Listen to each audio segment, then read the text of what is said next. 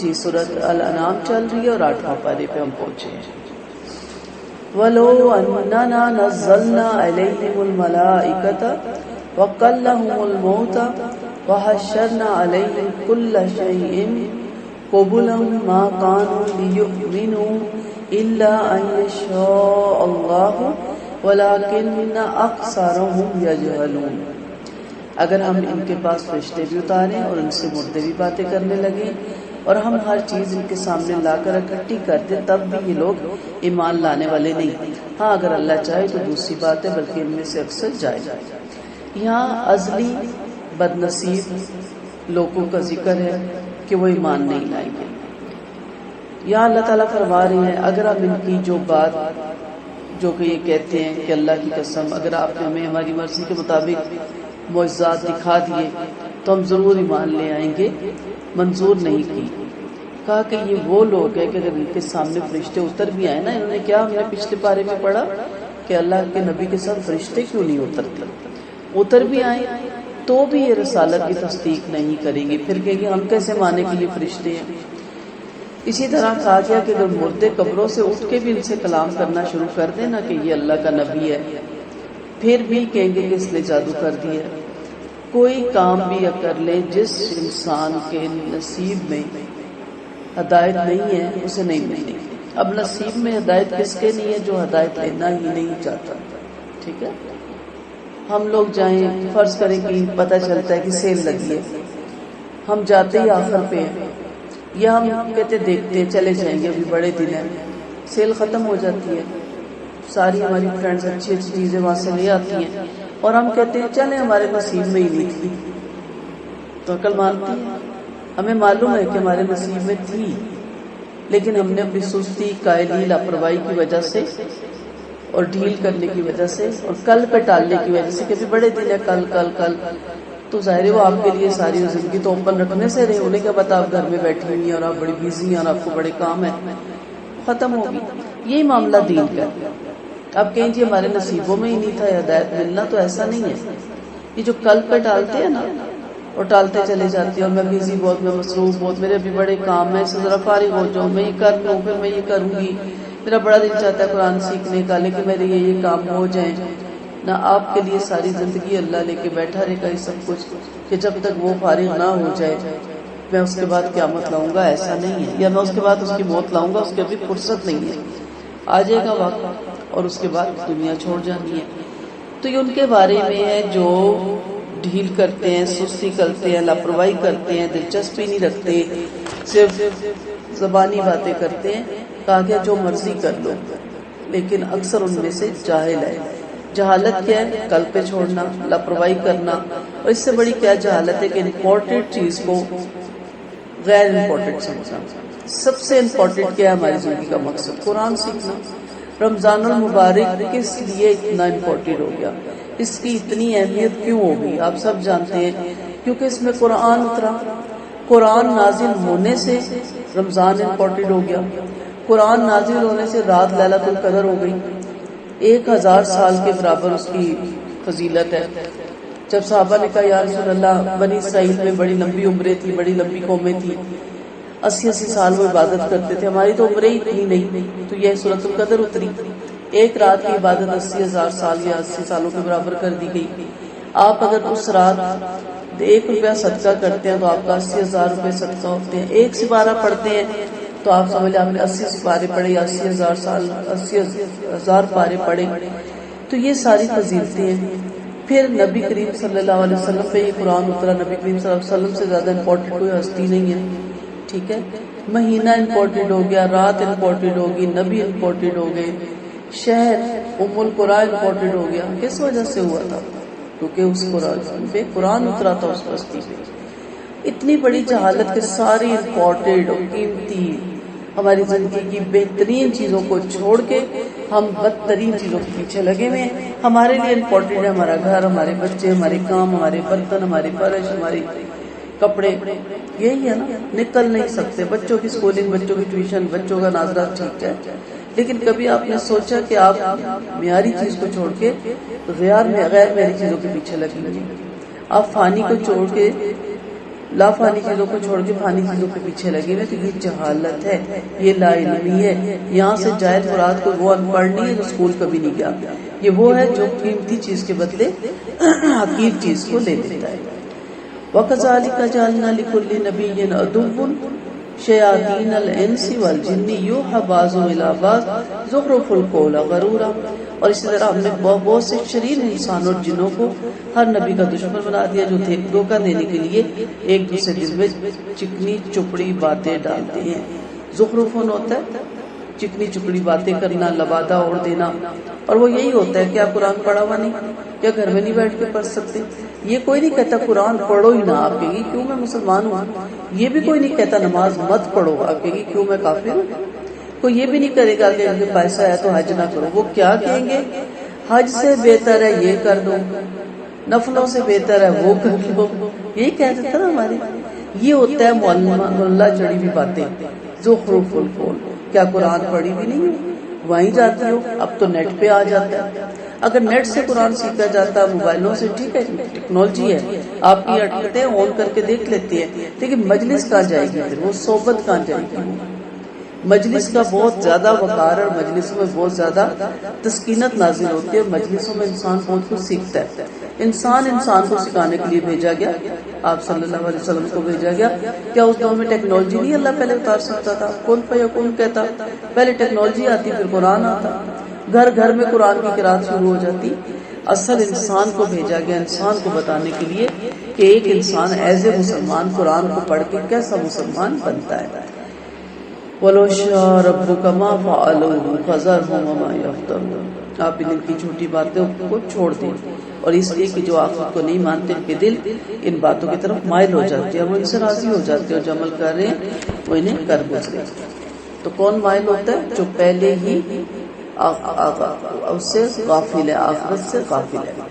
تو شیطانوں میں بھی ایسے لوگ ہیں اور انسانوں میں بھی۔ انسان وہی ہوتے ہیں جن پہ شیطانوں کا اٹیک ہوتا ہے، اور شیطانوں کا اٹیک کن پہ ہوتا ہے؟ چھوٹی سی سمپل سی حدیث ہے، جب تک آپ اللہ کے ذکر میں مشغول رہتے ہیں شیطان دور کھڑا رہتا ہے۔ اب جس لمحے اللہ کے ذکر سے غافل ہوتے ہیں، شیطان فوراً آ کے دل پہ ٹھونگا مار دیتا ہے اور فوراً آپ کا دل اپنی طرف مائل کر دیتا ہے۔ تو شیطان جن میں بھی ہوتے ہیں اور انسان میں بھی ہوتے ہیں۔ دشمنان رسول صلی اللہ علیہ وسلم شریر انسان بھی تھے اور خبیث شیاطین بھی تھے۔ شیطان ہر اس شخص کو کہا جاتا ہے جو اپنی شرارت میں پیش ہوتا ہے۔ ابو ذر رضی اللہ عنہ فرماتے ہیں کہ آپ صلی اللہ علیہ وسلم کی میں مجلس میں آیا، آپ مجلس میں دیر تک تشریف فرماتے رہے، پھر مجھ سے پوچھا کیا تم جانتے ہو کہ ابو ذر جنوں اور انسانوں کی شیطان سے پناہ مانگ لیا کرو؟ میں نے کہا کہ انسان بھی شیطان ہوتے ہیں؟ فرمایا ہاں ہوتے ہیں، اور جناتی شیطانوں سے بھی زیادہ شریر۔ پتہ نہیں نہ چلتا ہمیں، منافق جو ہوتا ہے پیٹ پیچھے جو برا گھوپتا ہے، یہ سارے شیطانی تو عمل ہوتے ہیں۔ تو کیا میں اللہ کے سوا کوئی اور فیصلہ کرنے والا تلاش کروں، حالانکہ اس نے ایک مفصل کتاب ہمارے پاس بھیج دی، اور اہل کتاب کو یقین ہے کہ واقعی یہ قرآن آپ کے رب کے پاس سے اتارا گیا، لہٰذا آپ شبہ کرنے والوں میں سے نہ ہوں۔ آپ کے رب کی بات صدق اور عدل کے اعتبار سے کامل ہے کہ کوئی اس کی بات بدلنے والا نہیں، اور وہ خوب سننے والا اور جاننے والا ہے۔ بات وہیں آ جاتی ہے کہ خود کو بدلتے نہیں، قرآن کو بدلنا چاہتے ہیں، ایسا ہو نہیں سکتا۔ اللہ کے اقوال اور احکامات صدق اور عدل پر موقوف ہے نا، ہماری سوچوں پہ، ہماری خواہشوں پہ تو نہیں کہ آج کے دور کے مطابق قرآن نعوذ باللہ بدل دیا جائے، اللہ کا قول بدل دیا جائے، نیکی کو بدی کہہ دیا جائے، بدی کو نیکی عقل مانتی ہے۔ کچھ نہیں بدلا، کہتے ہیں حالات بدل گئے، زمانہ بدل گیا، نہیں بدلا۔ کیا نیکی کا مفہوم نیکی ختم ہو گیا؟ نیکی ہی ہے۔ کیا بدی کا مفہوم بدی ختم ہو گیا؟ بدی ہے۔ تو آپ کے رب کے اقوال سچے اور احکام عدل والے اور معتدل ہیں، ان کی خبریں سچی ہیں، ان کی تعمیل عین حق اور انصاف ہے۔ اللہ کی خبر میں شک و شبہ کی گنجائش ہی نہیں، اور اس نے جس بات کا حکم فرمایا وہ سراسر عدل ہے، اور جس سے روک دے وہ باطل ہے، کیونکہ اللہ برائی اور خرابی والی چیز سے روکتا ہے۔ آیت نمبر 117 ہے جو لیٹ پہنچا ہے، سورۃ انعام 8واں پارہ 117۔ آپ دنیا کے اکثر لوگوں کو کہنا مان لیں تو وہ آپ کو اللہ کی راہ سے بھٹکا دیں گے۔ لوگ تو محض بے بنیاد باتوں کے پیروکار اور قطعی کیا سرایاں کرتے ہیں۔ دیکھیے آپ کا رب اس سے خوب آگاہ ہے جو اس کی راہ سے بھٹک جاتا ہے اور ان سے بھی جو راہ پر چل رہے ہیں۔ بس اگر تم اللہ کے احکام پر یقین لانے والے ہو تو اس میں سے کھاؤ جس پر اللہ کا نام لیا جائے، اور تمہیں کیا ہے کہ تم اس جانور سے نہ کھاؤ جس پر اللہ کا نام لیا گیا ہو، حالانکہ اللہ نے تمہیں تمام جانوروں کی تفصیل بتا دی جن کو اس نے تم پر حرام فرما دیا، مگر وہ حرام جانور جس کے تم چارہ نہ چارہ ضرورت مند ہو، جب لوگ بلا کسی معقول وجہ سے اپنے غلط خیالات سے لوگوں کو گمراہ کرتے ہیں، یاد رکھیے آپ کا رب حد سے پھلانگنے والوں کو پسند نہیں کرتا۔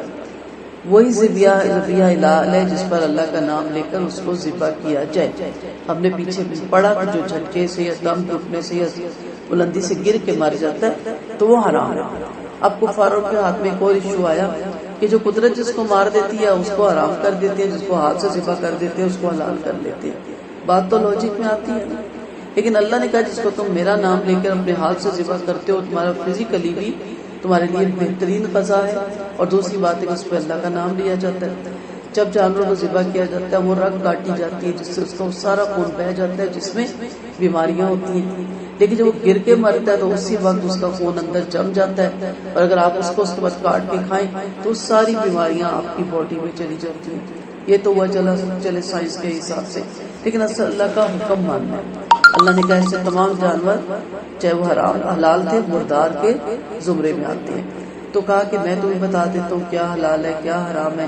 ہاں مجبوری ہو جائے، ایسے حالات ہو جائے، قید پڑ جائے، ایسے ملک میں قید ہو جائے انسان کو، اس کے جو خوراک کی وہ لائی جائے جیسے جہاد کی صورت میں قید ہوتے تھے، اگر ایسے حالات ہو جائیں تو پھر آپ کے آگے جو آتا ہے وقتی طور پہ بسم اللہ کر کے آپ اس کو کھا سکتے ہیں، بس وقتی طور پہ جیسے آپ امن والے علاقے میں آئیں آپ فوراً اس سے پھر پرہیز کریں۔ اصل چیز جو حرام ہے اس کی طرف کوئی توجہ نہیں دیتا، وہ کیا ہے؟ وَذَرُوا ظَاهِرَ الْإِثْمِ وَالْبَاطِنَ، ظاہر کو بھی جو گناہ ہے اور باطن کے بھی جو گناہ ہے وہ حرام ہے، وہ کوئی نہیں پوچھتا۔ ٹھیک ہے، ظاہر کون سے ہوتے ہیں؟ جو ہاتھ اور پاؤں اور زبان کے ہوتے ہیں، جس سے کسی کی دل شکنی ہو جائے، جس سے کسی کا حوصلہ ٹوٹ جائے، جس سے کسی کو طنز مار دیں آپ، جس سے کسی کا مذاق اڑا دیں آپ، ہاتھ سے کسی کو ظلم کرتے ہیں، اذیت دیتے ہیں، اپنے لیے کوئی غلط کام کر لے، ہاتھ سے سود پکڑ لے، رشوت پکڑ لے، پاؤں کے گناہ ہیں، آپ غلط کاموں میں اس کو ان کو استعمال کرتے ہیں، کن کاموں میں ان کو لے کے جاتے ہیں، اور باطن میں آپ کے دل کے گناہ ہیں، دونوں ہی کی پکڑ ہے، دونوں ہی کی سخت گناہ ہے۔ ظاہری گناہ تو دنیا میں نظر آ جاتے ہیں، باطنی گناہ تو اللہ کے ہاں حشر کے میدان میں نظر آئیں گے۔ تو کہ چھپے کھلے ہر گناہ سے بچو، یہ ہے اصل گناہ، یہ ہے اصل حرام چیز جس کو ہم نے اپنے اوپر حلال کر رکھی ہے۔ ان الذین یکسبون الاسم سیجزون بما کانوا یقترفون، انہیں ان کے کیے ہوئے گناہوں کی عنقریب سزا مل جائے گی۔ نبی کریم صلی اللہ علیہ وسلم سے گناہ کے بارے میں پوچھا تو فرمایا جو تمہارے دل میں کھٹکے اور اسے لوگوں سے چھپاؤ وہ گناہ ہی ہے۔ اپنے حاتم کی روایت ہے۔ ان جانوروں میں سے نہ کھاؤ جن پر اللہ کا نام نہیں لیا گیا، یقین مانو ایسے جانوروں کا کھانا بے حکمی ہے۔ بلا شبہ شیطان اپنے دوستوں کے دلوں میں غلط باتیں ڈال دیتا ہے تاکہ تم سے جھگڑے اور تم ان کی اطاعت کرنے لگو تو بلا شبہ مشرک بن جاؤ گے۔ غیر اللہ کے نام جس بھی دن پہ، جس بھی تہوار پہ، جس بھی نام پہ پکایا جائے، چاہے وہ انبیاء کے نام ہو، چاہے وہ فرشتوں کے نام ہو، چاہے وہ ولیوں کے نام ہو، چاہے وہ درویشوں کے نام ہو، اس کے علاوہ چاہے آپ کے بدعات کے نام ہو، کوئی بھی خرافات ہو، تہمات کا نام ہو، جیسے جمعراتوں کو لوگ اپنے مروں کے لیے ختم دلاتے ہیں، تہمت ہے نا، تہمات ہے نا، وہم ہے، سب حرام کیا گیا، سب فسق کیا گیا، کیونکہ اس میں اللہ کا کوئی نام نہیں آتا۔ اور کہتے نہیں پکاتے تو ہم اللہ ہی کے لیے نا، تو اس دن کیوں؟ اللہ تو ہر وقت موجود ہے، جمعرات ہی کو کیوں، مغرب کے وقت بعد ہی کیوں، برسی پہ کیوں، چالیسویں پہ ہی کیوں، شب برات ہی پہ کیوں، شب معراج ہی پہ کیوں؟ ان تمام دنوں کا پکا ہوا اللہ نے فسق کا ہے، نافرمانی کا کام کا ہے۔ اب شیطان دل میں کیا ڈالتا ہے کہ کھانا تو حلال ہے نا، اللہ کے نام کی دیکھ دے رہے ہیں، کیا ہوا اگر ہم نے بڑی ماں کے مانگ لی تھی؟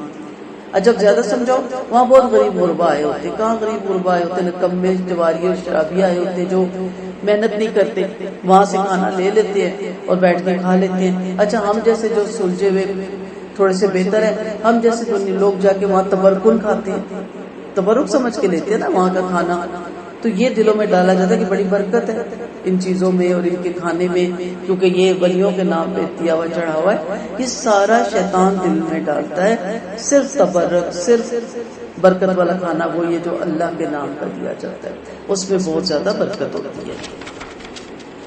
کہ ایسا شخص جو مردہ گمراہ تھا پھر ہم نے اسے زندہ یعنی مسلمان کر کے ایک ایسا نور یعنی ایمان عطا فرما دیا جسے لے کر وہ لوگوں میں چلتا پھرتا اس شخص کی طرح ہو سکتا ہے جو تاریکیوں میں ہو اور اسے نکل ہی نہ پاتا ہو۔ اس طرح کافروں کو ان کے عمل اچھے معلوم ہوا کرتے ہیں۔ کافر اور مومن کی مثال یہاں دی تھی۔ اس آیت میں کافر مومن کی مثال ہے۔ مومن پہلے مردہ تھا، کفر اور گمراہی کی دلدل میں پھنسا ہوا تھا، اللہ نے اسے زندہ کر دیا اور اس کا نور ایمانی سے جگمگا دیا اور اسے ہدایت کی توفیق عطا فرما کر رسولوں کی باتیں ماننے کا شوق عطا کر دیا۔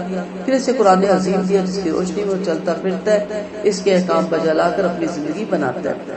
نور سے قرآن اور ایمان مراد ہے، اور دوسرا جہالت کی گہرائیوں میں گرا ہوا ہے، ڈوبنے والے کی طرح ہے، جہاد پر تمہارا لیکن بھنور سے نکلنے کی راہ نہیں پاتا۔ کا دونوں برابر نہیں ہے، یہ امتیاز مسلم اور غیر مسلم میں ہے۔ نبی کریم صلی اللہ علیہ وسلم کا فرمان ہے کہ اللہ نے اندھیروں میں اپنی مخلوق پیدا کی، پھر اپنا نور چھڑکا، پھر جس پر اللہ کی نور کی چھیٹ پڑ گئی وہ راہ پا گیا، جو محروم رہا وہ گمراہ ہو جائے گا۔ تو جو نور لے کے چلتا ہے نا، لالٹین لے کے، اس سے صرف اپنے آپ کو فائدہ نہیں ہوتا، دوسروں کو بھی فائدہ ہوتا ہے، کیونکہ لائٹ کی روشنی جو ہوتی ہے صرف اپنے ذات ہی کے لیے نہیں ہوتی۔ تو جو قرآن پہ عمل کرتا ہے، جو قرآن کو لے کے چلتا ہے، وہ دوسروں کے لیے بھی فائدے والا بن جاتا ہے اور لوگ بھی اس کی روشنی کے اندر رہ کے بہت کچھ سیکھتے ہیں۔ اسی طرح ہم نے بستی کے بڑوں کو جرائم پسند بنایا تاکہ وہ اس میں برائیاں کرتے رہیں یا اپنے ہی ساتھ شرارت کر رہے ہیں، جس کا انہیں احساس تک نہیں ہو۔ جب ان کے پاس کوئی آیت پہنچتی تو کہتے ہیں ہم کبھی مان نہیں لائیں گے جب تک کہ ہمیں وہی چیز نہ دی جائے جو اللہ کے رسولوں کو دی جاتی تھی۔ وہ مقام تو اللہ ہی خوب جانتا ہے جہاں وہ اپنے پیغام رسالت اتارتے۔ جلدی ان مجرموں کو اللہ کے پاس پہنچ کر ان کی شرارتوں کے عوض بے پناہ ذلت اور سخت سزا ملے گی۔ تو یہ جو ازلی بدبخت ہے نقصانیاں بھی ٹھکرا دیتے ہیں، اور کیا کہتے ہیں کہ پہلے نبیوں جیسے معجزے ہمیں دیے جائیں، کہا کچھ بھی کر لو۔ جیسے پارے کے آغاز میں ہوا نا، ایمان تو انہوں نے کسی صورت بھی نہیں لانا۔ فمن يريد الله ان يهديه يشرح صدره للاسلام ومن يريد ان يضلله يجعل صدره ضيقا حرجا كانما يصعد في السماء۔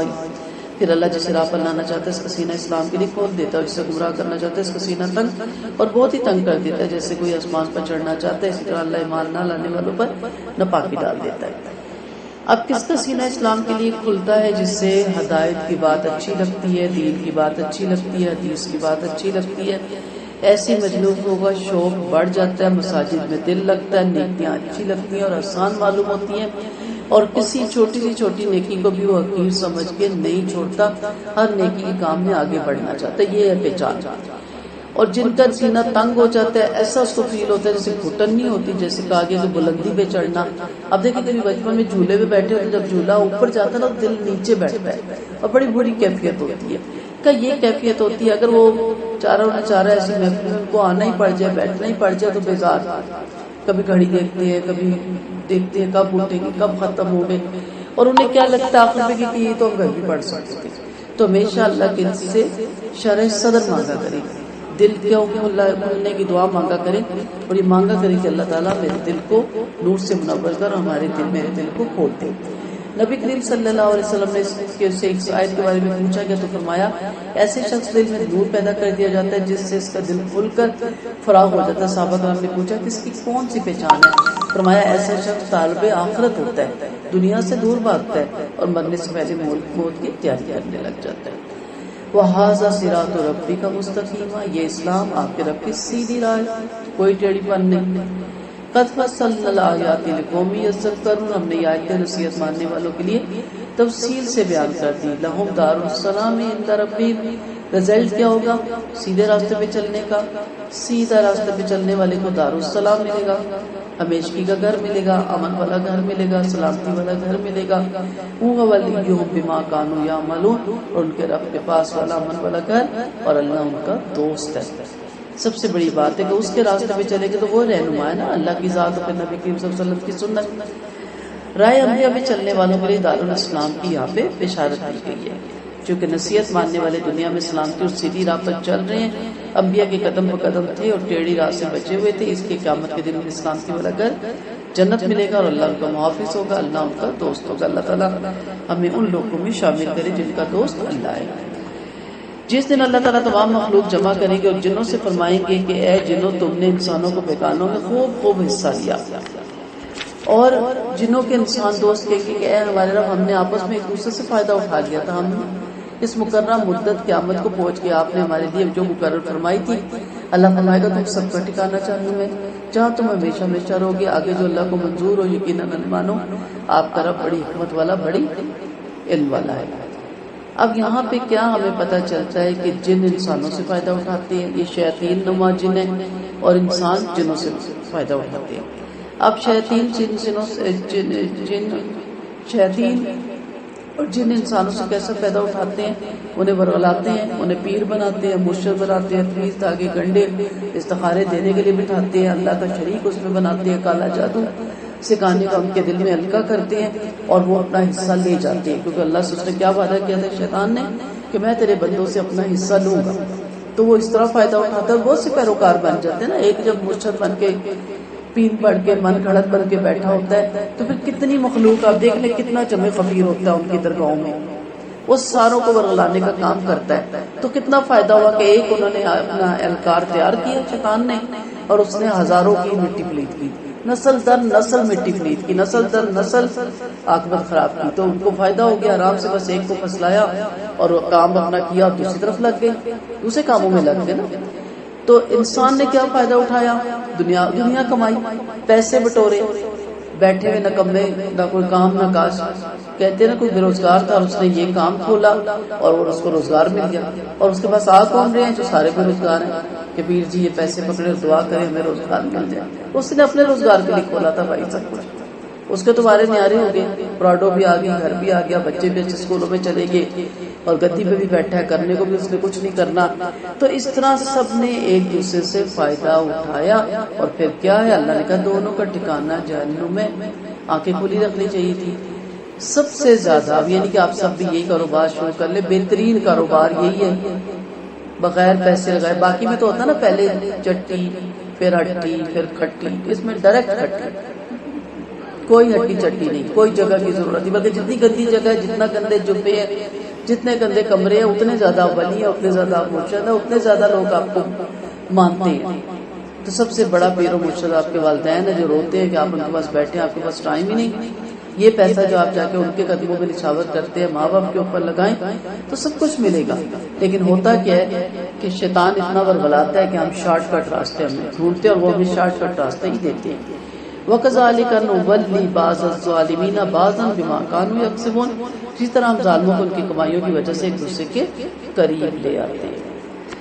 یا معشر الجن والانس الم یاتکم رسول منکم یقصون علیکم آیاتی وینذرونکم لقاء یومکم ھذا، اے جنوں انسانوں کی جماعت کے تمہارے پاس تھی، تمہاری قوم کے رسول نہیں آئے تھے جو تم پر میرے احکامات واضح کرتے اور تم کو تمہارے ان دل کے خطروں کی خبرداری کر دیتے، جب سب عرض کریں گے ہم اپنے نفس پر گواہ ہیں اور انہیں دنیاوی زندگی نے غفلت میں ڈال رکھا تھا اور یہ اپنے کافر ہونے کی گواہی دیں گے۔ یہ سب سے یہ سوال ہوگا کہ کیا آپ کے پاس اللہ کے رسول نہیں آئے تھے؟ کیا انہوں نے خبردار نہیں کیا تھا؟ کس دل سے؟ آخرت کے میں اپنے رب سے ملاقات سے، اور جب رب سے ملاقات کرنی ہے تو پھر وہی پہننا ہے جو اس کو پسند، وہی لے کے جانا ہے جو وہ پسند کرے، جس چیز کو پسند ہی نہیں کرتا۔ آپ اتنا سا سمجھ لیں کہ آپ کسی بزرگ سے ملنے جاتی ہیں تو آپ کہتی ہیں ایسے کپڑے نہ پہنو جو اس کو برے لگے، ٹھیک ہے، اور جب آپ مہندیوں کی محفل میں ہوتی ہیں اس وقت آپ اور کپڑے پہن لیتی ہیں، آپ کی عمر ساری آئی ہوتی ہے وہاں، لڑکیاں بچیاں خواتین، فرق ہے نا، ملاقات کا فرق ہے نا۔ کسی بھی مجلس میں آپ جائیں، میں بچپن میں بڑی اس چیز پہ حیران ہوتی تھی کہ قرآن خوانی میں کپڑے وہ لوگ سلیکٹ کر کے لاتے تھے، اب ہمارے پاس کپڑے ہی نہیں ہے جی قرآن خوانی میں آنے کے لیے، بھی کپڑے ہی پہنے ہوئے نا، اب ہاف سلیوز ہوتی تھی یا سی تھرو ہوتے تھے یا دوپٹہ اس کو باریک سا پہنا جاتا تھا نٹ کا، اب دوپٹہ ہی نہیں ہوتا تھا، پھر امی کا دوپٹہ مانگتے تھے یا دادی کا، کیونکہ مجلس قرآن کی تھی۔ اس سے میں نے بہت کچھ سیکھا کہ اچھا جس مجلس میں جانا ہے اس طرح کا لباس پہننا ہے، تو میں نے رب کی مجلس میں جانا ہے اور انشاءاللہ ہماری خواہش ہے کہ جنت میں ہم بسائے جانے کے قابل ہوں، تو ہمیں تو جنتیوں والے لباس پہننے ہیں۔ تو کیا لباس یہ ہوں گے؟ آپ صلی اللہ علیہ وسلم نے کہا نا قرب قیامت میں وہ خواتین جو بظاہر لباس پہنے ہوئے ہوں گی لیکن ننگی ہوں گی اور ان کے سر کوہان کی طرح اونچے ہوں گے، یہ جو پونی ٹیل اور اونچے جوڑے آ جاتے تو صحابہ کرام نے کہا ہم نے ابھی تک وہ اپنے یعنی دور میں وہ نسل نہیں عورتوں کی دیکھی یا وہ عورتیں نہیں دیکھی. تو اس لیے ملاقات ہے، ہمیں پورا یقین ہے، ہمارا شکر ہے، ایمان مضبوط ہے، لیکن کیا اس کی ملاقات کے لیے تیاری کر رکھی ہے؟ جس سے ملاقات کرنی ہے ہمیں معلوم ہی نہیں کہ بات کیسے کرنی ہے. ابھی آپ کو کسی بادشاہ کے دربار میں کوئی بھی جاب مل جائے، دربانی کی مل جائے کھڑے ہو کے، لیکن آپ نے صرف اتنا ہی کرنا ہے کہ وہاں سے بادشاہ نے گزرنا ہے، تو آپ دیکھیں آپ کا لباس ہو، آپ کو سلیقہ سکھایا جائے گا کس طرح جھک کے سلام کیا جاتا ہے بادشاہ کو. یہی طریقہ ہوتا ہے نا. ہر ایک کو تو بادشاہ کے دربار میں نہ کک کی نوکری ملتی ہے اور نہ ہی دربان کی. تو اللہ کا دربار ہے، اس کے دربار میں حاضر ہونا ہے. کیا اس طرح کی گفتگو لے کے جائیں گے جو ہم کرتے ہیں؟ تو پورا یقین ہے اس سے ملاقات کا. تو پھر پوچھیں میرا رب کیا پسند کرتا ہے، کیسا لباس وہاں ہوگا، کیسی گفتگو ہوگی وہاں، کیا اعمال میں لے کے جاؤں گا جس اعمال کی بدولت مجھے انشاءاللہ جنت الفردوس کا اللہ تعالیٰ وارث بنائے گا. کیا جواب دیں گے کہ دنیا کی زندگی نے دھوکے میں ڈالا، غفلت میں ڈالا، نبیوں کو جھٹلانے کی اصل وجہ. اب ہم زبان کال سے تو نہیں جھٹلاتے، نعوذ باللہ، ہم کبھی یہ کہہ ہی نہیں سکتے کہ اللہ یا قرآن یا نبی اس پہ میرا نعوذ باللہ ایمان نہیں. ہم زبان حال سے ہماری حالت بتاتی ہے کہ ہم جھٹلاتے ہیں. ٹھیک ہے، کہتے ہیں کہ سب کچھ برحق ہے، دل سے کہتے ہیں، ایمان بھی مضبوط ہے، لیکن جب عمل کی بات آتی ہے وہاں ہم فیل ہو جاتے ہیں. تو عمل پہ زندگی ملے گی. ٹھیک ہے، کہتے ہیں نا عمل پہ بنتی ہے جنت بھی جہنم بھی. تو اعمال چاہیے، اقوال نہیں چاہیے. بڑی باتیں ہو گئی. آپ صلی اللہ علیہ وسلم کے فرمان کے مطابق قرب قیامت میں قلم کا ظہور ہوگا، یعنی قلم لکھے گا. لکھ رہے ہیں، فیس بک بھری ہوئی ہے، واٹس ایپ بھرے ہوئے ہیں، نیٹ بھرا ہوا ہے، کتابیں بھری ہوئی ہیں، انبار لگے ہوئے ہیں تفسیروں کے. ٹیکنالوجی اتنی قریب آ گئی ہے، لکھ رہے ہیں، قلم چل رہا ہے چل رہا ہے چل رہا ہے، عمل میں صفر پہ ہوتے جا رہے ہیں، صفر پہ ہوتے جا رہے ہیں، صفر میں. مجھے اچھی بات ہے واٹس ایپ پہ ڈالیں گے، میں دوسرے کو ڈال دوں گا، میں بیچ سے نکل ہی جاؤں گی، میں نے ناک ادا کر دیا جو اس کو دے دی، وہ آگے دے دی گی، وہ آگے دے دی گی، وہ ہو سکتا ہے مہینے بعد گھوم کے میرے پاس سکھا جائے. اصل ہے عمل دیکھنا یہ کہ میں اس پہ فٹ آتی ہوں کہ نہیں. ذالک ان لم یکن ربک محل القری بظلم واہلها غافلین.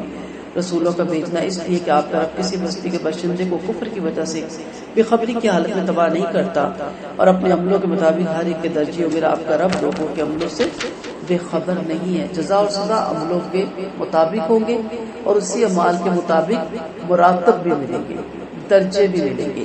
ہر عمل کرنے والے کے لیے اس کے عمل کے مطابق جزا اور سزا ہے، اور عملوں کے مطابق مراتب ہے. یعنی اہل جنت کو جنت میں اور اہل جہنم کو جہنم میں ان کے عملوں کے مطابق درجے ملیں گے. آپ جانتے ہیں کہ منافق کہاں ہوگا؟ سب سے نچلے درجے میں. کافر بھی اوپر ہوگا، مشرک بھی اوپر ہوگا، یہودی بھی اوپر ہوگا. تو آپ سوچیں نا کہ اللہ نہ کرے ہم مسلمانوں کی منافقت کرتے ہیں، ہمارے قول و فعل میں تضاد ہے.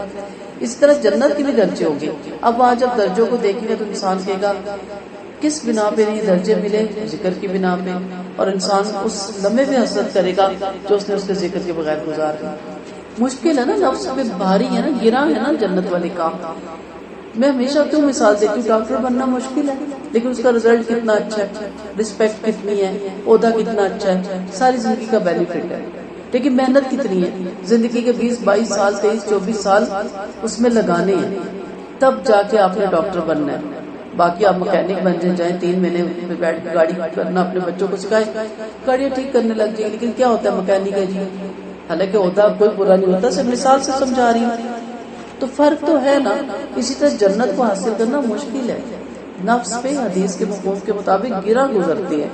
اب بیٹھے ہیں بور ہو رہے ہیں، ٹی وی لگا لیتے ہیں، آسان ہے. کیا ذکر نہیں کر سکتے؟ قرآن اٹھا لیں. بوریت ہوتی ہے قرآن پڑھنا، دل نہیں لگ رہا، پھر بھی پڑھے پھر بھی پڑھے. آہستہ آہستہ آہستہ زنگ اترنا شروع ہو جاتا ہے. بیمار ہونا ڈاکٹر کے جائیں، ڈاکٹر 12 دن کا کورس لیتا ہے. پہلے دن کھاتے ہیں، دوسرے دن کھاتے ہیں، اسے فون کر کہتے ہیں نہیں ٹھیک ہو رہے، وہ کہتے ہیں جاری رکھیں. تیسرے دن کھاتے ہیں تو ہلکی سی رمق نظر آتی ہے کہ نہیں میں بہتر فیل کر رہی ہوں. چوتھے دن کھاتے ہیں، 5ویں دن کھاتے ہیں، بالکل اچھے ہو جاتے ہیں. لیکن ڈاکٹر کہتا ہے بند نہیں کرنا کورس، ادھورا کورس کیا تو وہیں پہ آپ 0 پہ آ جائیں گے. میڈیسن 12 دن کا کورس ہے، 15 دن کا کورس ہے، یا 6 دن کا کورس ہے، بعض جگہ 3 دن کا ہوتا ہے، اسے کمپلیٹ کرنا ہے. کیوں کمپلیٹ کرتے ہیں؟ تاکہ آگے دوبارہ اس جرمز کا ہم پہ اٹیک نہ ہو. اتنی سی بات ہے.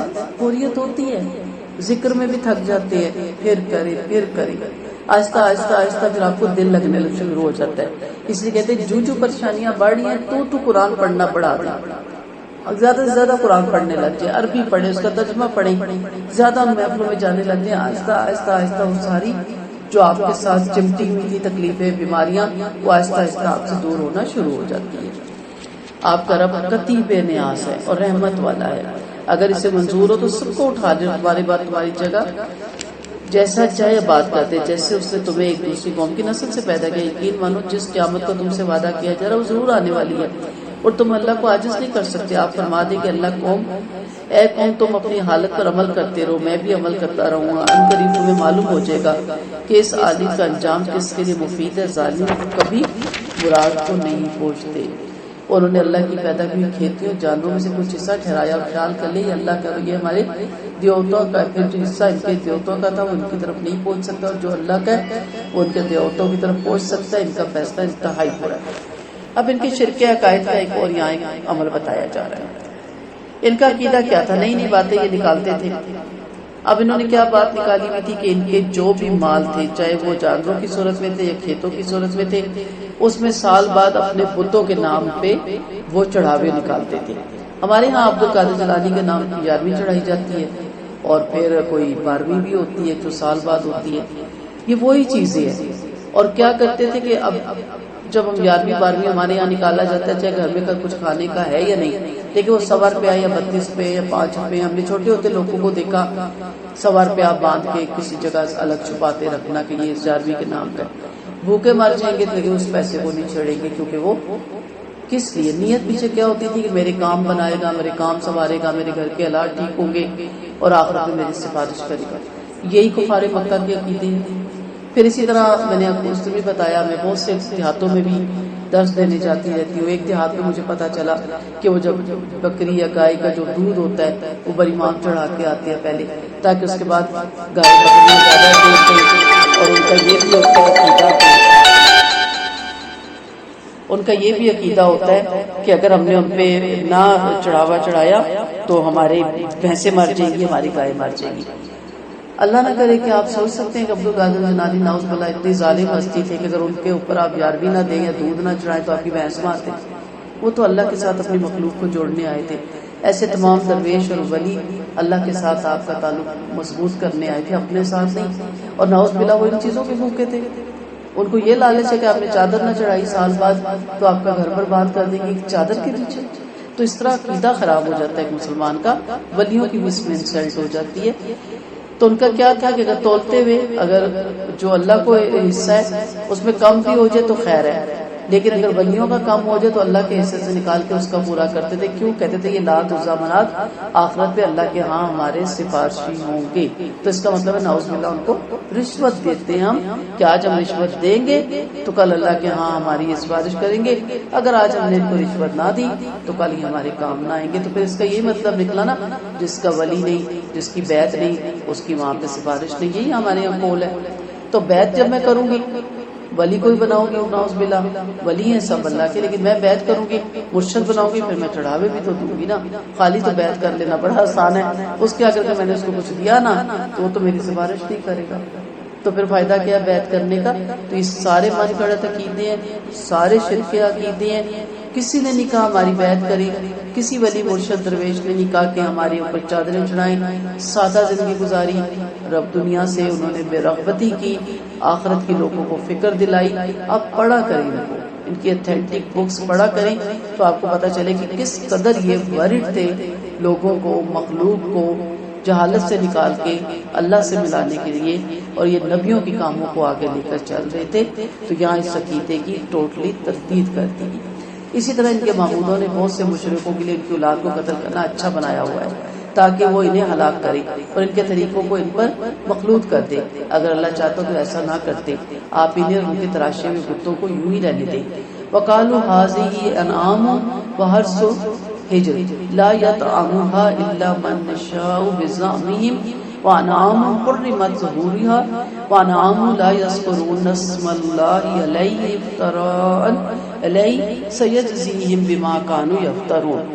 ان کا اپنے گمان میں یہ کہنا کہ یہ جانور اور یہ غلہ جھوٹ ممنوع ہے، اسے کوئی نہیں کھا سکتا، بس وہی کھا سکتے جن کو ہم چاہیں، اور یہ وہ جانور ہے جس میں سواری اور بوجھ لادنا حرام ہے، اور یہ وہ جانور ہے جن پر اللہ کا نام نہیں لیتے تھے، یہ سب اللہ پر افطرا باری ہے، ان قریب اللہ انہیں ان کے افطرا باریوں میں سزا دے گا۔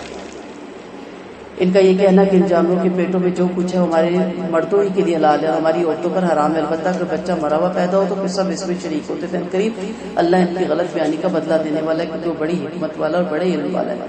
خود ساختہ باتیں، خود ہی عورت کو حقیر بنا دیا، گائے ذبح کرنی ہے، بکری ذبح کرنی ہے، بچہ نکل آیا ہے، ظاہر ہے اس کو بھی ذبح کرنا ہے، ہم سب مرد ہی کھا سکتے ہیں، عورت نہیں کھا سکتی، لیکن اگر بچہ مردہ ہے تو وہ عورت کو دیکھ کیوں بھائی؟ خود سے عورت انسان نہیں، کوئی فرق نہیں ہے مرد عورت کو بھی، وہ الگ چیز ہے کہ اس کی فضیلت اور فضل الگ ہے، لیکن ایز اے انسان اس کو بھی دودھ کی ضرورت ہے، اس کو بھی گوشت کی بھی ضرورت ہے۔ ہمارے یہاں الٹی گنگا بہتی ہے کہ لڑکوں کو خوراک کھلاؤ اور کہتے تھے مرد اور گھوڑا خوراک سے چلتا ہے، تو عورت کس سے چلتی ہے؟ پانی سے۔ عورت بھی خوراک سے چلتی ہے، بلکہ سائنس بتاتی ہے کہ عورت کو زیادہ خوراک کی ضرورت ہے، کیونکہ وہ جن کنڈیشن سے گزرتی ہے، اس کے بعد وہ حیض کی اور نفاس کی اور پریگنینسی کی، اور اس کی تو ہڈیاں بھی گل جاتی ہیں اولاد کو پروان چڑھانے میں، اس کو زیادہ خوراک کی ضرورت ہے، اس کو کیلشیم اور وٹامن ڈی کی زیادہ ضرورت ہے، کیونکہ اس کی یوز بہت ہوتی ہے، مرد کی مضبوط رہتی ہے کیونکہ اس کو ان کاموں کے لیے ضرورت نہیں پڑتی۔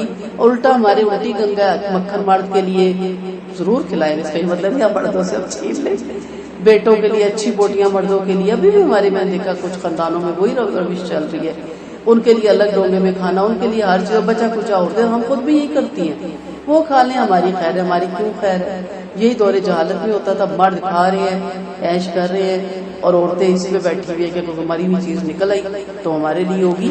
یہ ساری خود ساختہ قوانین ہیں، ساری خود ساختہ باتیں، ان سے اپنے آپ کو باہر نکالنا ہے۔ قد خسر الذین قتلوا اولادہم سفہا بغیر علم، وہ واقعی خرابی میں پڑ گئی جنہوں نے حماقت سے بلا کسی معقول وجہ کے اپنی اولاد قتل کر دی، اور اللہ نے انہیں کھانے پینے کے لیے جو حلال چیزیں دی تھی انہیں اللہ پر جھوٹ باندھ کر حرام کر لیا، واقعی لوگ گمراہ ہو گئے، کبھی رائے راست پر آنے والے نہیں ہیں۔ یعنی خود ساختہ باتوں پہ عمل کرنے والے دنیا اور آخرت دونوں جہانوں میں گھاٹے میں ہیں۔ دنیا کی کمی تو ظاہر ہے، اولاد سے یہ ہاتھ دھو بیٹھتے ہیں اور ان پر کھانے کی چیزیں الگ تنگ ہو جاتی ہیں، کیونکہ انہوں نے حلال چیزیں حرام کر کے اپنے اوپر حلال کا دائرہ تنگ کر لیا ہوتا ہے، اور آخرت کی خرابی بھی ظاہر ہے کہ اپنے جھوٹ باندھنے کی وجہ سے، غلط بیان کی وجہ سے آخرت میں بدترین جگہ حاصل کریں گے۔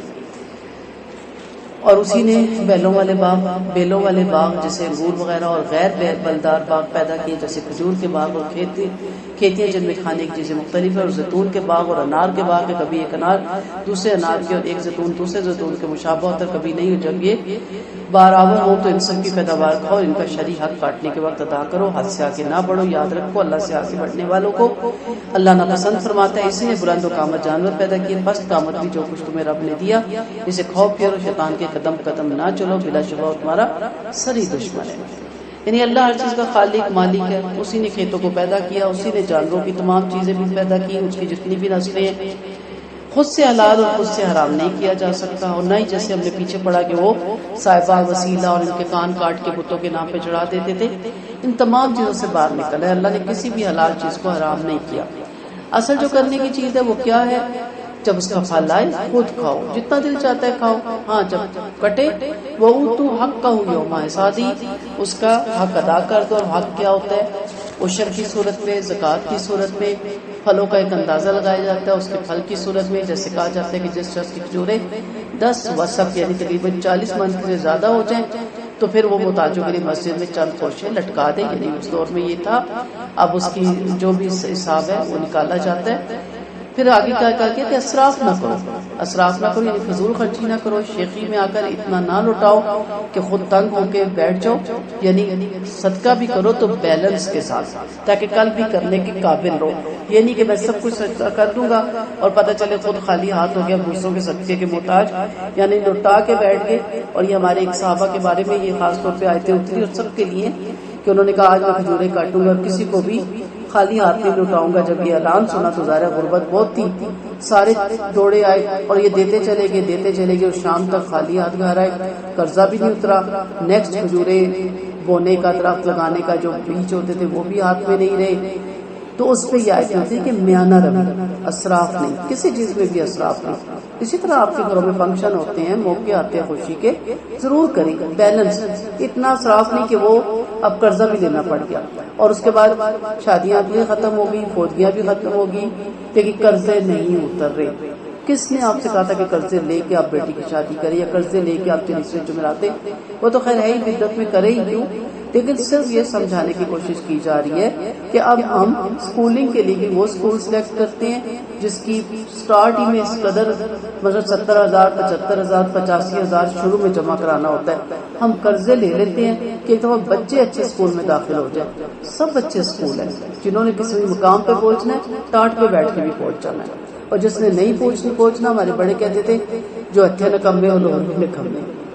تو بڑے بڑے اسکولوں کے پڑھے ہوئے میں نے لوگ دیکھے ہیں، کسی جگہ نہیں وہ پہنچے، اور میں نے باقاعدہ ان سے ڈسکس کیا کہ میں نے کہا آپ نے اتنی اچھی ایجوکیشن کروائی اور منتھلی 45,000 فیس، اور یہ ہیں ہمارے اسلام آباد میں اسکول جن کی 45 اور 75,000 منتھلی فیس ہے، اور کیا ہے وہ کچھ بھی نہیں کر رہے، اس کے بعد وہ ایسے ہی بیٹھے ہوئے۔ تو میں نے کہا ذرا حساب لگائیں نا۔ تو اس لیے ایسا کوئی کام، یہ سب اسراف میں آتا ہے، یہ نہ سمجھے آپ بڑی سمجھداری کے کام کر رہی ہیں، یہ سب اسراف میں آتا ہے۔ اپنی چادر کے اندر رہیں، چادر سے بار بار پاؤں نہ پھیلائیں۔ نبی کریم صلی اللہ علیہ وسلم کا فرمان ہے کہ جس نے قناعت اختیار کی وہ فائدے میں رہا، وہ کبھی غریب نہیں ہوتا جو اپنی چادر کے اندر رہتا ہے۔ لیکن یہ نہیں کہ کوا چلا ہنس کی چال اپنی بھی بھول گیا، دوسروں کا منہ سوکھ دیکھ کے اپنے منہ پہ چپیڑے نہیں مارا کرتے۔ تو جب ایسا کرنا شروع کر دیں، تکبر میں آ جائے، غرور میں آ جائیں، تو پھر انسان کے لیے یہاں پہ بڑی سخت وعید ہے، اور یہ شیطان ہی سکھاتا ہے، کیونکہ شیطان انسان کا کھلا دشمن ہے۔ جانوروں کے 8 جوڑے پیدا کیے گئے، بھیڑ دبا کی 2 قسمیں، نر اور مادہ، اور بکری کی بھی 2 قسمیں۔ آپ پوچھے کہ اللہ نے یہ دونوں نر یا مادہ حرام کی ہے، یا اس بچے کو جس کو دونوں مادہ اپنے پیٹ میں اٹھائی ہوئی ہوتی ہے؟ اگر تم سچے ہو تو مجھے یہ بات کسی دلیل سے بتاؤ۔ اور ان کی بھی 2 قسمیں، اور گائے بھینس کی بھی 2 قسمیں۔ آپ پوچھیں تو کیا اللہ نے دونوں نر یا دونوں مادہ حرام کیا ہے، ایسے جو دونوں مادوں کے پیٹ بھی ہے؟ کیا تم اس وقت حاضر تھے جب اللہ نے تمہیں اس کا حکم فرمایا تھا؟ پھر اس سے بڑھ کے کون ظالم ہوگا جو اللہ پر بہتان باندھے تاکہ بلا دلیل کے لوگوں کو گمراہ کرتے؟ لیکن مانو اللہ ظالموں کو راہ نہیں دکھاتا۔ یعنی رسوم عہد جہالت کی تمام ایسی جو رسمیں تھی ان کی تردید کی گئی کہ خود سے حرام اور خود سے حلال مت کرو۔ اللہ تعالیٰ فرماتے ہیں، کہتے ہیں نبی صلی اللہ علیہ وسلم سے کہہ دیجئے قُل لَا أَجِدُ فِي مَا أُوحِيَ إِلَيَّ مُحَرَّمًا عَلَىٰ طَعَامٍ يَطْعَمُهُ۔ اللہ کے نبی صلی اللہ علیہ وسلم فرماتے ہیں کہ بذریعہ وہی جو مجھ پہ اتری، میں کسی کھانے والی چیز کو حرام نہیں مانتا مگر وہ جو مرا ہوا جانور ہو، بہتا ہوا خون ہو، یا سور کا گوشت ہو، کیونکہ سور بالکل ناپاک ہے، یا جو جانور گناہ کا سبب ہو کہ غیر اللہ کے نام کا ہو، پھر جو بےتاب ہو جائے اور طلب لذت نہ ہو، نہ حد سے بغیر پڑنے والا ہو، تو بلا شبہ آپ کا رب خطا پوش اور مہربان ہے۔ یعنی واضح کر دیا گیا نا کہ خود سے کیوں آپ ایسا کرتے ہیں، خود سے حلال خود سے حرام کیوں کرتے ہیں؟ اللہ کے نبی سے کہلوایا گیا، اللہ نے بتا دیا حلال بھی کیا اور حرام بھی کیا۔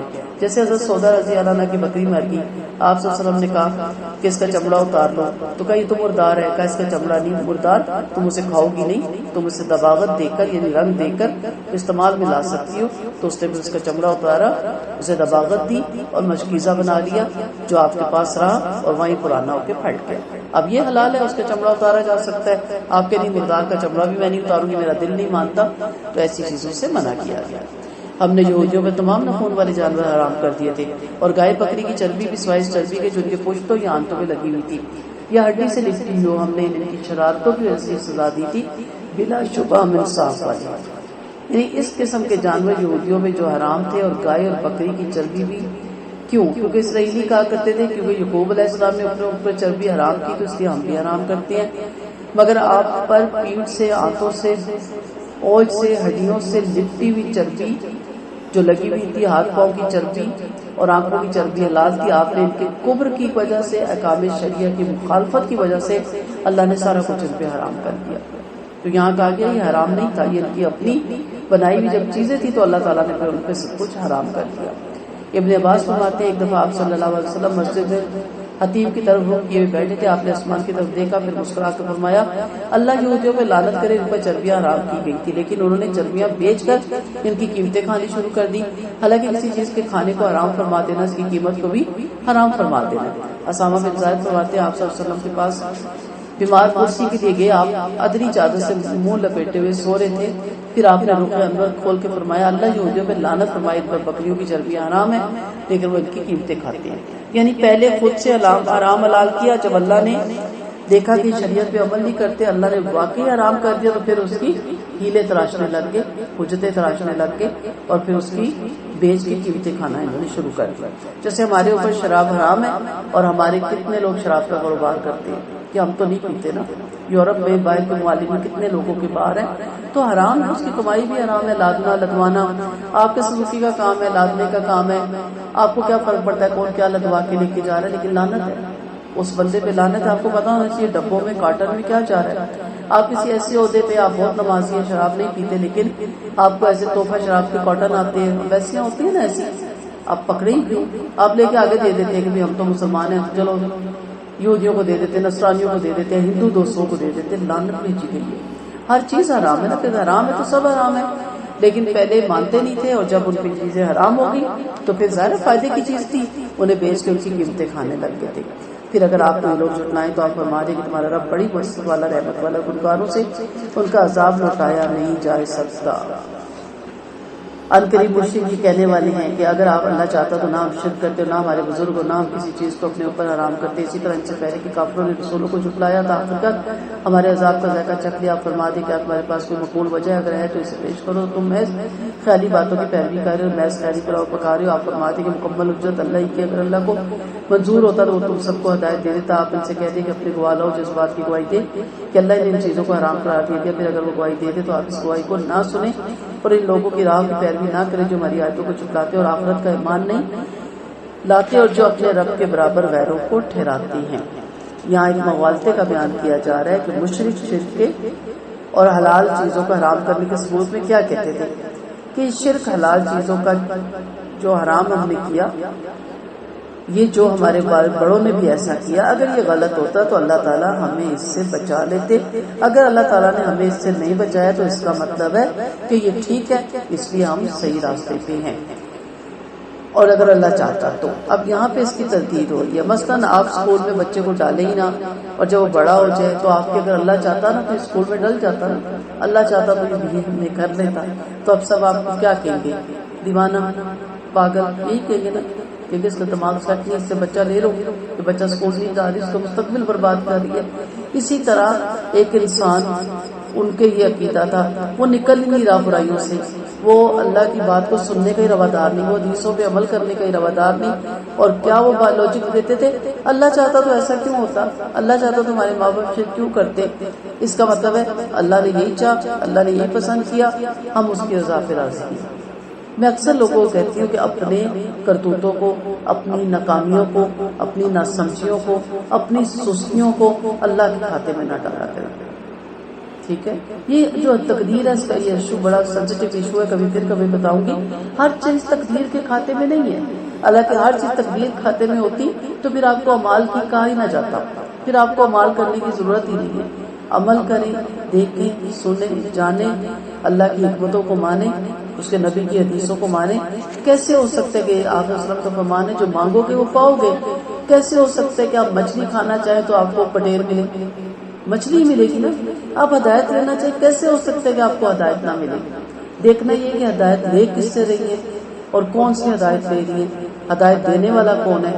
2-3 چیزوں کو دھیان میں رکھیں تو آپ سیدھے راستے پہ انشاءاللہ خود بخود آ جائیں گے. قُلْ تَعَالُوا أَتْلُ مَا حَرَّمَ رَبُّكُمْ عَلَيْكُمْ. اب پھر کہا کہ اچھا بہت حرام حلال کے اس میں پڑے ہیں، آج میں آپ کو بتاتا ہوں حلال کیا ہے. تمہارے رب کی حرام کردہ چیزیں تمہیں میں سناتا ہوں. اللہ کے ساتھ کسی کو شریک نہ کرو، وہ سب کریں گے. ماں باپ کے ساتھ اس کا سلوک کرو، وہ رو رہے ہیں بیٹھے ہوئے. افلاس کے ڈر سے اولادوں کو قتل نہ کرو. نیا ہی اب نعرہ 2 بچے اچھے، یہی ہے نا، باقی اولاد پیدا ہی نہ کرو. قتل کرنا تو دور کی بات، قتل انسانی ہی ہے نا یہ. ہم انہیں اور تمہیں دونوں کو روزی دیں گے. ظاہر اور پوشیدہ بے حیائیوں کے پاس نہ جاؤ، یہ منع ہے. وہ ہم نے ٹی وی بھی کھول کے دیکھنی ہے، موبائل بھی کھول کے دیکھنی ہے، وہ ہم سمجھ رہے ہوتے ہیں کہ اس میں کوئی حرام والی بات نہیں. اور اللہ نے جس نفس کو تم پہ حرام فرما دیا ان کا خون نہ کرو. ہاں حق پر کر سکتے ہو، اللہ نے تم کو ان باتوں کا تاکیدی حکم دیا تاکہ تم سمجھو. یہ حرام چیزیں جو کبھی ہمارے والدین یا ہمارے بڑے یا ہمارے استاذہ بھی بچوں کو نہیں بتاتے، باقی ہر جو غلط بدعتی چیزیں اس پہ ہم ہر وقت بات کرتے رہتے ہیں. پھر کیا حرام ہے؟ ولا تقربوا مال الیتیم الا بالتی ہی احسن حتی یبلغ اشدہ. یتیم کے مال کے پاس بھی نہ جاؤ سوائے قابل تعریف طریقے کے جب تک کہ وہ اپنی بلوغت کو نہ پہنچے، اور انصاف سے ناپ تول پوری رکھو. اب آپ دیکھ لیں کس طرح ہم ڈنڈی مارتے ہیں ناپ تول پہ، دکانوں پہ فکر ہی رہتی ہے. اب کچھ دکانیں یہاں ایسی مشہور ہیں، کہتے ہیں وہاں نہ جانا، وہ کپڑا کم کاٹتے ہیں، گرا گرا سب کپڑے سے کم کاٹتے ہیں، ان کے پاس ایک جوڑا بچ جاتا ہے، وہ پھر بیچ دیتے ہیں. حلال. ہماری گرا گرا کاٹی نا ہر سوٹ سے، پتہ چلتا ہے کپڑا ہی سوٹ ہی نہیں بن رہا. اب کیا جی کپڑا لے کے دے بازو کے لیے، کپڑا لے کے دے نیپے کے لیے، کیوں نہیں بن رہا بھائی؟ ایک دکان سے لاتے بن جاتا ہے، ایک سے نہیں. یہ کیا ہے؟ یہ وہی تو ہے کہ ناپ تول پورا نہیں کرتے. اگر آپ بازار سے کوئی چیز خرید کے لائیں، اس کو دوبارہ اپنے گھر میں اگر ہے ویٹ تو ناپے تولے، لازماً کم نکلے گی. کیوں؟ کیونکہ اس کے نیچے کچھ لگایا ہوتا ہے انہوں نے. تو یہ حرام تھا، اس کو کوئی حرام نہیں کہتا. تو کب پوری رکھو. ہم کسی کو اس کی طاقت سے زیادہ مکلف نہیں کرتے. جب تم بات کرو تو انصاف کو مد نظر رکھو، اگرچہ کوئی رشتہ داری کیوں نہ ہو، اور اللہ سے کیے ہوئے عہد پورے کرو. ان تمام باتوں کا تمہیں اللہ نے تنقیدی حکم فرمایا تاکہ تم یاد رکھو. یہ کوئی نہیں پوچھتا. ہاں جدھر ہماری لچک ہے، جو ہمارا پیار ہے، ہم اس کے حق میں جھوٹی گواہی دینے کے لیے بھی تیار ہیں. اور جو سچا ہے، اگر ہماری اس سے دشمنی ہے تو ہم چاہیں گے کہ آج اس سے اگلے پچھلے کو بدلے لے لیں. تو اللہ فرماتے ہیں میں نے کسی کو اس کی طاقت سے زیادہ بوجھ نہیں ڈالا. اگر کسی نے لینے دینے میں پوری احتیاط سے کام لیا مگر پھر بھی لا علمی میں کوئی کوتاہی ہوگی تو وہ معاف ہے. آپ صلی اللہ علیہ وسلم نے فرمایا جس نے اپنے ہاتھ سے پورا پورا ناپا اور تولا اور اللہ کے ساتھ نیت صحیح رکھی تو اللہ خوب واقف ہے، پھر اس کی کوتاہی پہ پکڑنا ہوگی. لیکن اگر کسی کو پتہ ہے نیچے باٹ لگا کے بیٹھا ہے، اور میں نے آپ کو پہلے بھی بتایا تھا کہ اس طرح لفافے آگے بنا کے انہوں نے رکھے ہوتے ہیں، اس میں گلے سڑے پھل اور گلے سڑے پیاز اور ٹماٹر ہوتے ہیں. سبزی والے نے کہتے ہیں باجی آپ پہ پالو، آپ جو ان کے دیتی ہیں وہ اتنا ٹرک سے لفافہ بدلتے ہیں کہ آپ کو فرشتوں کو بھی خبر نہیں ہوتی. اور گھر آ کے جب آپ الٹاتے ہیں تو اس میں 4-5-6 دانے ضرور خراب نکلتے ہیں. انسان سوچتا ہے میں خراب چلتی ہوں. اب بندہ اس کو جا کے بلیم بھی نہیں دے سکتا. لیکن اب تو ایسے ایسے طریقوں سے موویز بننے لگ گئی ہیں کہ یہ ان کی ٹرک ہوتی ہے کہ وہ نیچے سے دیکھتے ہیں، ہم سمجھے لفافہ چینج کرنے لگے ہیں، تو ایسے چار نیچے جھکتے ہیں اور ساتھ ہی دوسرا لفافہ لے کے آپ کو پکڑا دیتے ہیں. تو یہ سب کیا ہے؟ یہ حرام ہے جو ہم روزوں میں بھی نہیں چھوڑیں گے دھوکہ دینے. بیسن میں دیکھ لیں کیسی کیسی چیزیں آ جاتی ہیں، کس کس کی پسی ہوئی، وہ اصل بیسن ہی بھی نہیں ہوتا. یہ حرام ہے. اپنے روزے بھی حرام کرتے ہیں ہم. اس طرف توجہ دیں نہ کہ ان چیزوں کی طرف جو حلال تھی جن کو حرام کیا. وَأَنَّ هَٰذَا صِرَاطِي مُسْتَقِيمًا فَاتَّبِعُوهُ. اور یہ دین میری سیدھی راہ ہے. کون کہہ رہا ہے؟ اللہ تعالیٰ. اس راہ پر چلو اور دوسری راہوں کی پیروی نہ کرو. وہ تمہیں ورنہ وہ تمہیں اللہ کی راہ سے ہٹا دیں گے. اللہ نے تمہیں اس بات کا تاکیدی حکم فرمایا تاکہ تم احتیاط کرو. سیدھی راہ کے بارے میں ہم نے پہلے پارے میں پڑھا تھا. اپنے رسول فرماتے ہیں ایک دفعہ آپ صلی اللہ علیہ وسلم نے اپنے دستے مبارک سے خط کھینچ کر فرمایا یہ اللہ کی سیدھی راہ ہے. پھر اس کے دائیں بائیں خطوط کھینچ کر فرمایا ان کی راہوں میں سے ایک راہ پر ایک شیطان کھڑا ہے جو لوگوں کو اس راہ پر بلاتا ہے. پھر اپنے آپ نے اس آیت کی تلاوت کی. تو الٹی سیدھی راہوں سے بچو. لوگ کیا کہتے ہیں؟ پاگل اور محبت اور جنگ میں سب جائز ہے. یہ کہتے ہیں نہیں ہے. نہیں، اس کے بھی اصول ہیں. جنگ میں کسی عورت کا مسئلہ نہیں کیا جائے گا، کسی عورت کو نہیں مارا جائے گا، بچوں کو نہیں مارا جائے گا، راہبوں کو نہیں مارا جائے گا، عبادت خانے نہیں گرائی جائیں گے، مسئلہ نہیں کیا جائے گا، ناک ہاتھ نہیں کاٹے جائیں گے. جائز ہے؟ نہیں جائز. محبت ہے، دھوکہ بے وفائی نہیں کی جائے گی، فراڈ نہیں کیا جائے گا، چکمے نہیں دیے جائیں گے. یہ عجیب سے ہمارے یہاں محاورے بن گئے. یا کہ ان کی موت اور گاہک کا پتہ نہیں، وقت نہیں مقرر ہوتا، دکان نہیں بند کریں گے.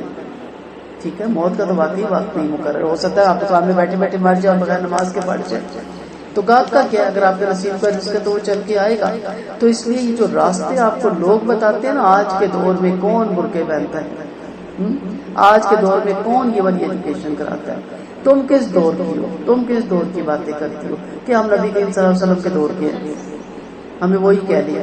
میری دوست نے بڑی اچھی بات کی، بڑا پیاری ویل ڈریس، بہت اچھے کپڑے پہنتی ہے، لیکن کہتی فیملی میں میرے کپڑے حساب کاف جیسے ہوتے ہیں.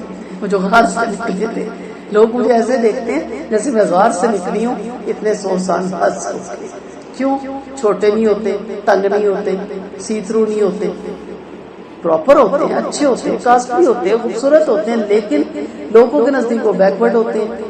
مائیاں لگ رہے ہوتے ہیں، اماں لگ رہے ہوتے ہیں، تو لوگ آپ کو سبل ایسے راستے بتائیں گے جو سیدھا جہنم میں لے جا کے آپ کو چھوڑے گا. کہ بال نہیں رنگتے ہو، رنگ لو نا، ایسے سے اچھے کلر آئے گا، چھوڑ دو بھائی اگر وہ نہیں رنگتی. ایسے سے مشورے دیں گے، بظاہر تو آپ کے ہمدرد بن کے آئیں گے، لیکن در حقیقت وہ آپ کے ہمدرد نہیں ہوں گے. عبادت میں بھی خلل ڈالیں گے، اتنی بھی عبادت نہیں. اللہ نے یہ تھوڑی کہا، اللہ نے وہ تھوڑی کہا. اللہ نے یہ کہا کہ فلمیں دیکھو 2.5 گھنٹے، اللہ نے کہا کیرم کھیلو، اللہ نے کہا موبائل پہ گیمیں کھیلو. ادھر نہیں کہیں گے. اگر میں کہوں گی جی میں بچی کو موبائل نہیں دیتی، نہیں اتنا بھی تو ظلم نہ کرے نا، غلط بات نا. آج کا دور دیکھیں نا، ٹیکنالوجی ہے، بچہ میرے ساتھ سے کمتری میں جاتا ہے. میں نے کہا واہ کیا بات ہے. وہ حشر کے میدان میں ساتھ سے کمتری میں خدا نہ خواستہ ہماری اولاد چلی جائے کہ کاش ہماری ماؤں نے قرآن پڑھایا ہوتا، کاش ہماری ماؤں نے ہماری رہنمائی کی ہوتی تو آج ہم یہاں رسوا نہ ہوتے. کہتے کوئی بچہ وہاں اس چیز کی شکایت نہیں کرے گا کہ مجھے کانوینٹ یا اچھے اسکول میں کیوں نہیں پڑھایا. اس چیز کی ضرور ایک اولاد شکایت کرے گی کہ مجھے اللہ اور اس کے رسول سے کیوں نہیں ملوایا، اس سے مجھے کیوں دور کیا. تو فوراً مشورہ کیا دیا جائے گا، نہیں یہ ٹیکنالوجی کا دور ہے، بچوں کو دن میں تھوڑی دیر کے لیے موبائل ضرور دینا چاہیے. میں کہا ہمارے دور میں نہیں تھا، ہم بھی پالی کرتے، ان کے دور میں اگر نہ آتا تو پھر ہم کہاں سے دیتے. تو لوگوں کی باتیں مت سنیں. لوگ خاص طور پہ اسی طرح کی باتیں کرتے ہیں جس سے آپ کی اولاد بھی بھٹکے، آپ خود بھی بھٹک جائیں. پھر ہم نے موسیٰ کو کتاب دی جو عمل کرنے والوں پر اللہ کی نعمت پوری کرنے والی تھی اور ہر چیز کی تفصیل بیان کرنے والی ہے، اور ہدایت اور رحمت تھی تاکہ لوگ اپنے رب کی ملاقات پہ یقین کر لیں. اور یہ قرآن ایک برکت والی کتاب ہے. وَهَٰذَا کتاب أَنزَلْنَاهُ مُبَارَكًا، جس کو ہم نے اتارا اس لیے اس کی پیروی کرو اور ڈر جاتا کہ تم پر اللہ کی مہربانی ہو. 12 کا اس کا روڈ ہے نا برکت. 12 کا ایسی اونٹنی کو کہتے ہیں جس کی وجہ سے نسل ہوتی ہے. تو جن کے گھر میں اونٹنی ہوتی تھی دودھ بھی اپنا ہوتا تھا اور لادنے کے لیے سامان بھی ایک قسم کے سمجھ لیں ان کے پاس اتنی بڑی ایک بینیفٹ کی چیز بھی ہوتی تھی، نسلیں ان کی نسلیں بھی بڑی ہوتی، تو بڑا برکت گھر ہوتا تھا. گاؤں میں بھی دیکھیں گھر کا مکھن، گھر کا گھی، ہر چیز گھر کی ہوتی ہے تو وہاں بھوکا کوئی نہیں مرتا. تو یہ قرآن اتنی برکتوں کو لے کے آیا ہے. جس گھر میں قرآن پڑھا جاتا ہے، سیکھا جاتا ہے اور اس پہ عمل کیا جاتا ہے، اس کے مطابق زندگی گزاری جاتی ہے، اس گھر میں اتنی برکتیں ہوتی ہیں کہ وہ سمیٹ بھی نہیں سکتے. کہ اللہ سے ڈرو تاکہ تم پہ رحم کیا جائے. کبھی تم یوں نہ کہو کہ یہ کتاب تم سے پہلے 2 فرقوں پر اتری اور ہم نے ان کے پڑھنے سے بالکل باخبر تھے، یا یوں کہو کہ اگر ہم پہ بھی کوئی کتاب اترتی تو ہم میں سب سے زیادہ راہ پا جاتے. لہٰذا اب تمہارے پاس تمہارے رب کے پاس ایک واضح کتاب اور ہدایت اور رحمت آ چکی، تو اس سے بڑھ کے کون ظالم ہوگا جو ہماری آیتوں کو جھٹلائے اور ان سے روکے. ہم جلدی ان لوگوں کو جو ہماری آیتوں سے روکتے ہیں ان کے روکنے کی وجہ سے سزا دیں گے. کفار مکہ کو کہا گیا یہود و نصارہ پہ کتاب تھی تو انہوں نے کہا ان کی کتابیں اپنی اپنی زبانوں میں، ہم ان کی زبان کو نہیں سمجھ سکتے، اللہ کی کتابیں ہیں. کہا لو اب عربی میں بھی کتاب اتر رہی تاکہ حجت تمام ہو جائے. آج ہم سب کے لیے حجت، ہم یہ نہیں کہہ سکتے کہ عربی میں کتاب ہے ہمیں سمجھ نہیں آتی. ہر زبان میں اس کا ترجمہ ہوا، نہ صرف ملکی بلکہ علاقائی زبانوں میں بھی ترجمہ ہوا ہے. پنجابی میں بھی اس کا ترجمہ مل جاتا ہے، پشتو میں بھی اس کا ترجمہ مل جاتا ہے. تو حجت تمام ہوگی. اب انسان یہ نہیں کہہ سکتا کہ کتاب عربی میں آئی اور ہمیں سمجھ نہیں آئی. موبائل اردو میں آتا ہے؟ نہیں. موبائل کی ساری ٹیکنالوجی ہم سیکھ لیتے ہیں. میکرو ویو کے ساتھ جو آتی ہے اس کی بکلیٹ وہ کس چیز میں ہوتی ہے؟ جاپان میں. ایک لفظ سمجھ نہیں آتا لیکن ہم سیکھ جاتے ہیں نا، کیونکہ ہمارے فائدے کی چیز ہے. قرآن کو جس دن ہم نے یہ سمجھ لیا نا کہ ہمارے فائدے کی چیز ہے، خود بخود ہمیں سمجھ آنا شروع ہو جائے گا. اور اس پہ تو کام بھی اتنا زیادہ ہوا ہے، اس قدر تفسیریں ہیں کہ ہر عقل والا اس کو پڑھ سکتا ہے. یا کیا یہ لوگ اس بات کے منتظر ہیں کہ ان کے پاس فرشتے ہیں یا آپ کا رب آئیے آپ کے رب کی کوئی زبردست نشانی آ جائے؟ جس دن آپ کے رب کی زبردست نشانی آ پہنچے گی ظاہر قیامت سے بڑی کیا نشانی ہے.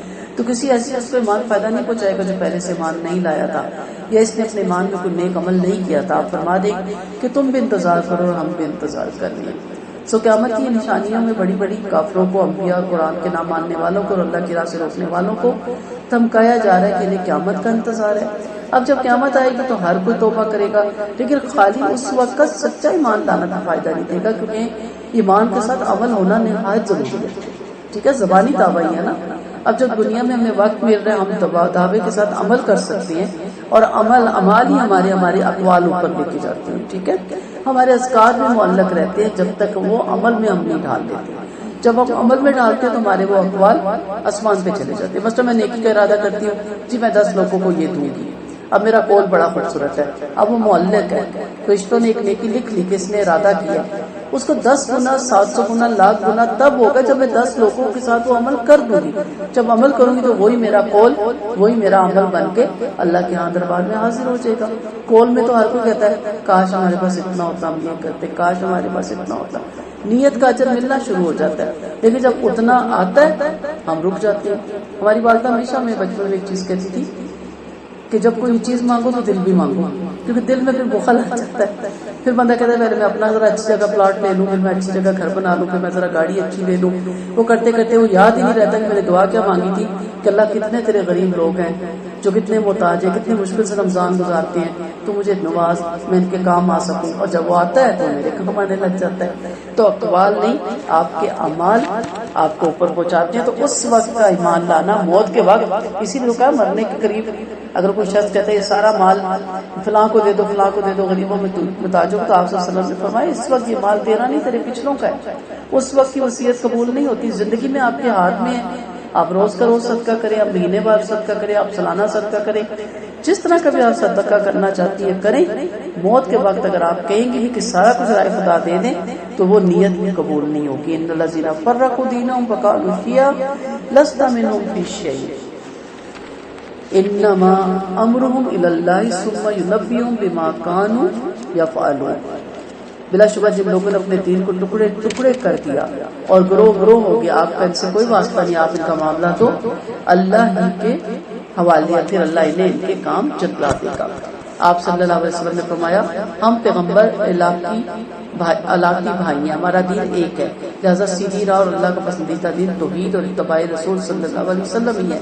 اس سے ہٹ کر جہالت, گمراہی, رائے پرستی اور بدنیتی ہے, بددینی اور انبیاء اس سے بیزار ہے. سو فرقوں سے باہر نکل آئیں, بس اللہ اور اس کے رسول کے مقلد ہو جائیں اور اللہ اور رسول کے مطابق خود تحقیق کریں. اب تو جگہ جگہ آپ کو سیر سطح کی کتابیں ایسے سے ہے پا گیا, آپ ان کو ڈال لیں اور اس میں ایک ایک حدیث آپ کو مل جاتی ہے. آپ کو کسی فرقوں کو جا کے اپنانے کی ضرورت نہیں ہوتی. جو نیکی لے کر آئے گا اسے 10 گنا ملے گا, اور جو برائی لے کر آئے گا وہ برابر اس کی سزا بھگتے گا, اور کسی پر ظلم نہیں کیا جائے گا.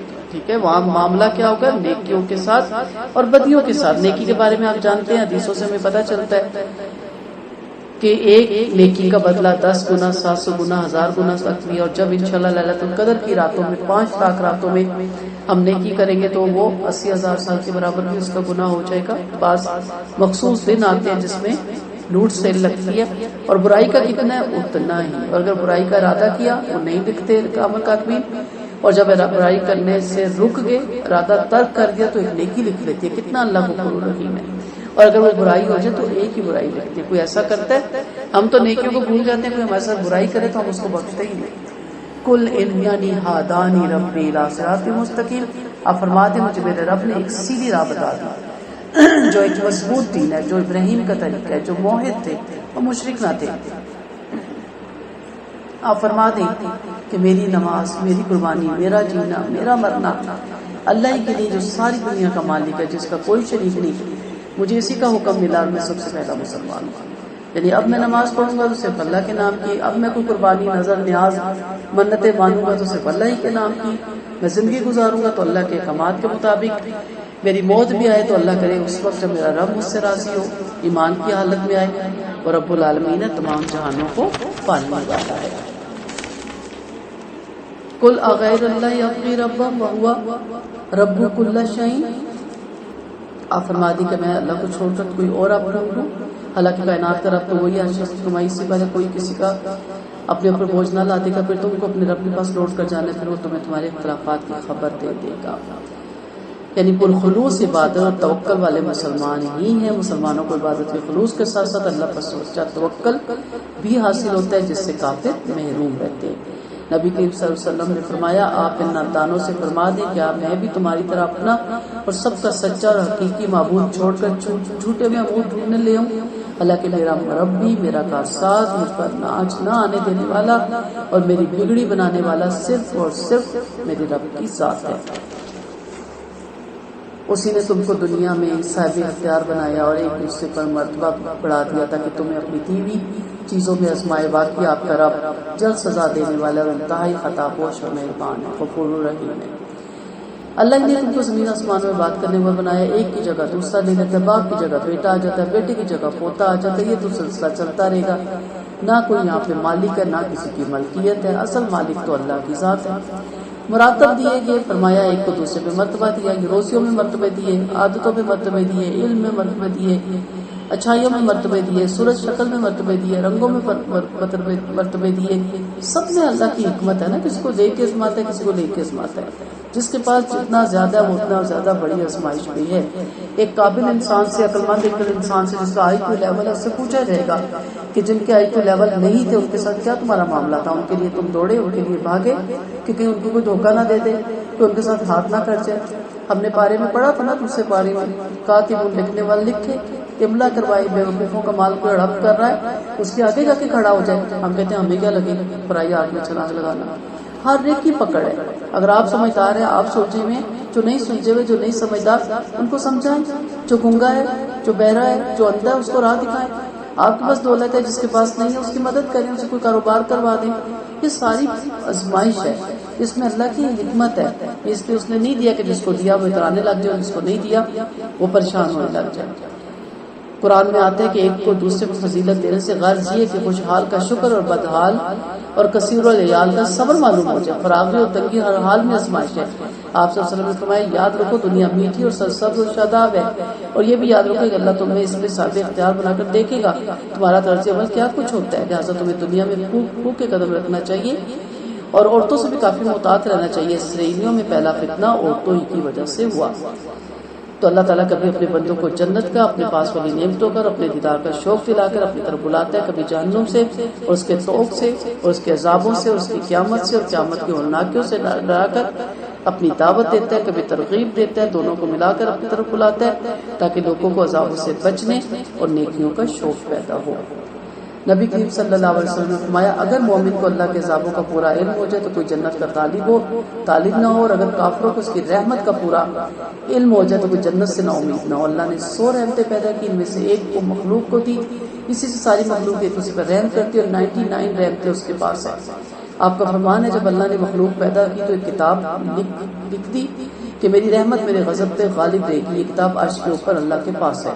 آپ کا فرمان ہے اللہ نے رحمت کے 100 حصے کیے، پھر 99 حصے اپنے پاس رکھ دیے، ایک حصہ مخلوق میں بانٹ دیا۔ اسی ایک رحمت سے مخلوق ایک دوسرے سے محبت کرتی ہے، حتیٰ کہ جانور بھی کھر لگ جانے کے خیال سے بچے سے اپنا کھر اٹھا لیتا ہے۔ ہم نے اپنے رب کی رحمتوں کے امیدوار ہیں، اور ہمیں امید ہے کہ اللہ تعالیٰ اپنی رحمت کو دیکھے گا، ہمارے عملوں کو نہیں دیکھے گا، اور اللہ تعالیٰ ہم سے دعا ہے کہ اللہ تعالیٰ ہم سے درگزر کا معاملہ فرمائے۔